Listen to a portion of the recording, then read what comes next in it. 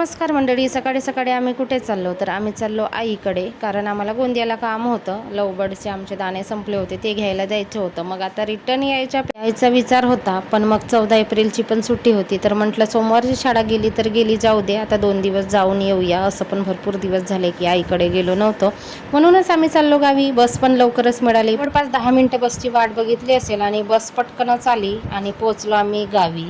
आणि सकाळी सकाळीच निघालो, त्याच्यामुळे बसमध्ये गर्दी पण नव्हती आणि जास्त थांबे पण घेतले नाही, त्याच्यामुळे आम्ही लवकर पोहोचलो.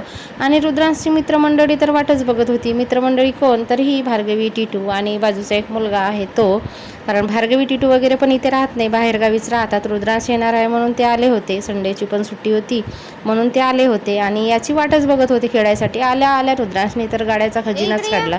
रुद्रांशना प्रत्येकांसाठी एक एक करून गाडी घेऊन जातो, म्हणजे टिटूसाठी, भार्गवीसाठी आणि कृष्णासाठी. काय मित्रमंडळी भेटली तर खाण्यापिण्याचंही काही सूद राहत नाही, सारखं खेळणं सारखं खेळणं येईपर्यंत. आणि हा माझा छोटा भाचा आहे ना कृष्णा, त्याला तर काय वेगळंच खेळायचं असते, रोडाकडेच जातो. आणि ही आमची गाय, तिचं पिल्लू, परत दुसऱ्यांदा गावन आहे ती गाय. सगळ्या आंब्याच्या झाडांना आंबे लागले आहेत बघा, एकदम खालपासून वरपर्यंत. ह्या वर्षी असे पण आंबे भरपूर लागले. आणि आईच्याकडे ना छोटे छोटे झाडं आहेत, तरीसुद्धा आंबे लागले आहेत. आणि आवडता छंद, चांगला पॉईंट काय, तर हा झुला. मोठा झोपाळा बनवायचं म्हणतात, पण त्यांचं ते राहूनच गेलं. आणि हा जो आंब्याचं झाड आहे ना, आधी खूप मोठे मोठे आंबे व्हायचे, पण आता माहीत नाही, एकदम बारके पडतात.